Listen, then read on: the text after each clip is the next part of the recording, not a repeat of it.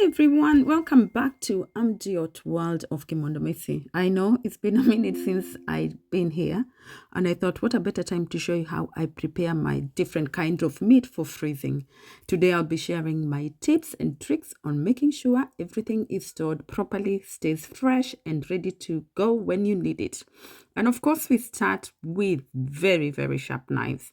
And what I'm using here, this is the Ninja Foodie Stay Sharp knife that is available for about 39,500. It has integrated sharpener. Quick to note, in UK we actually don't wash our packaged chicken, so this is just due to the risk of spreading harmful bacteria such as the salmonella around your kitchen. With the chicken wings, I start by separating the flat wing from the drummer. Just this one makes it easier when you're cooking and also easier while storing, so they all cook at different times. I also just like keeping them tidy. I don't know, what part of the wing do you prefer? I like to marinate my wings before freezing them, so this just makes sure they are all packed with flavors when it's time to cook. I try and keep the basic spice, and it goes on all my chicken, and that will be turmeric, paprika, chicken spice, and some mixed herb. We actually did try and stock these larger freezer containers. However, they ended up needing a lot of TLC, they break easily, and they were not very durable. So we took them out of our stock line and we opted to just stock the smaller ones, which are 650 grams. You'll be seeing them on this video a little later. They cost 1,000 for a pack of 10. With me, I buy a pack of 42 of this, which lasts me about roughly 1 year. A pack of 42 will cost you about 6,900. Again, my family, when they come, they take these ones away to take any leftover. So it's okay. I mean, for me, they work.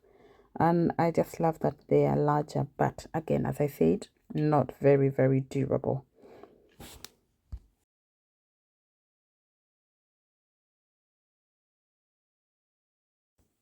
And next up will be the chicken thighs. So one thing I do with my chicken thighs, I actually remove all excess fat. I also remove the skin. And just because I also like to make sure my food is neat, especially when it comes to serving and presentation, I actually, you will see me trim this down to size. And also just make sure that everything is cooking evenly, especially if you're using the air fryer. So yeah, this is the annoying bit. So once I trim it down, actually the small pieces will be cooked separately in some other meals.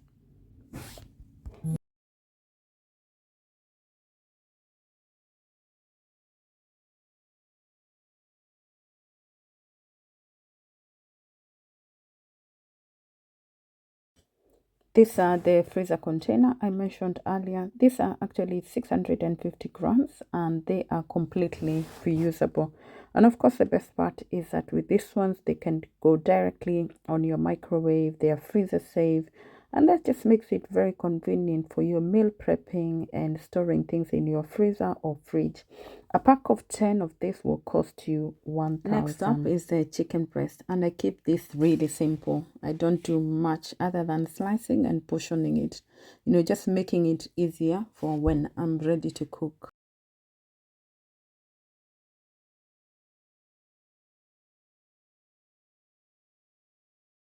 Okay, now let's move to the drumstick. When I'm preparing drumstick for freezing, I actually like to start by removing the skin. So I get a cloth or a paper towel. So this will enable me to get a better grip, pull the skin down towards the bone. And yeah, that is as simple as that. Once they are all done, I actually also make small cuts on each drumstick. This is just to allow the marinade to penetrate deeper, you know, just giving me more flavors when it is ready to cook.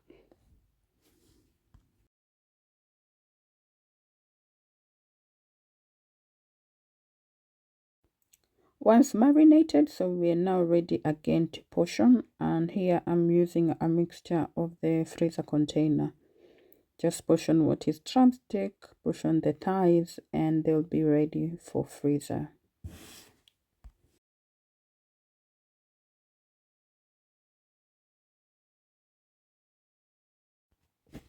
And don't forget to label what you have on each bag. You could also actually add the date and portion size if you want. Just makes it easier to know what you're grabbing and when you're ready to cook. So everything is sealed, everything is ready to hit the freezer, and this just keeps meal prep and quick organization. So that's it, guys. That's how I prepare my meat for freezing, and particularly the chicken. So one thing I have to remind you is that you have to make sure that your freezer is keeping at least negative 18 degrees and lower. So this just make sure the bacteria's growth is halted, and it helps maintain the chicken quality. I also, one thing I do, I don't thaw my chicken at room temperature. I actually put it in the fridge. So if I decide whatever I'm cooking the following day, I take the chicken either early in the morning or the previous night, put it in the fridge, and I let it defrost at the fridge temperature, which is about what, 4%, which is about 4 degrees. Of course, guys, after handling your chicken, it's important to make sure that you thoroughly clean and disinfect your kitchen surfaces, chopping boards, utensils, to avoid any cross-contamination. And yeah, we are ready to move on to the next kind of meat that we are prepping, and this will be the salmon. For me, I actually prefer to remove the skin before cooking, just because my preference recipe when it comes to making salmon is that I just want it ready to cook. I'll put it on an air fryer. However, in some cases, people prefer to leave the skin on. Actually, the skin does have a protective layer. It also retains moisture, especially for deep freezing. But with my salmon, yeah, I won't be keeping it for long. Even though you can keep it for 3 months, I actually will be cooking this within the next few weeks. But yeah, how do you prepare your salmon for freezing? Are you like me? Do you remove the skin? What do you do? Yeah, sure, let's learn. But yeah, I have to be honest, salmon is not one of my best meat.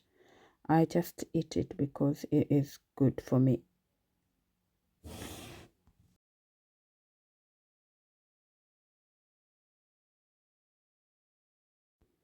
Now let's finish up with our red meat. I actually don't usually marinate this before freezing, as I like to just keep my options open depending on the dish I'm making later. Instead, all I have to do is actually portion and package, label, and put in the freezer. That's all.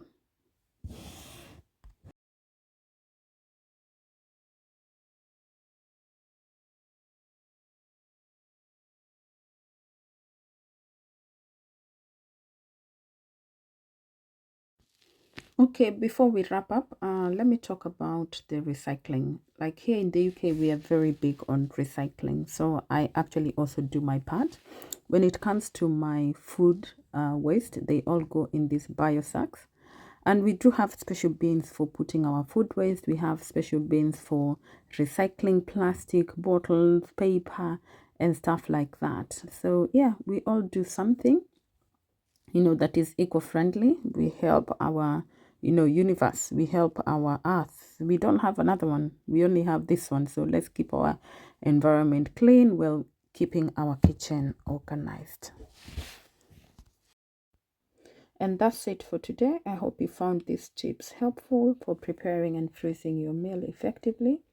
And remember, it's all about making meal prep easier while keeping everything fresh and organized. On the next video, I'll be showing you how I prepare my vegetable to keep them fresh. I use a vacuum sealer, and that will be coming up very, very soon. Thank you so much, Wapendwa, for sticking with me, and I hope you enjoyed this content. And don't forget to like, subscribe, and hit that notification bell.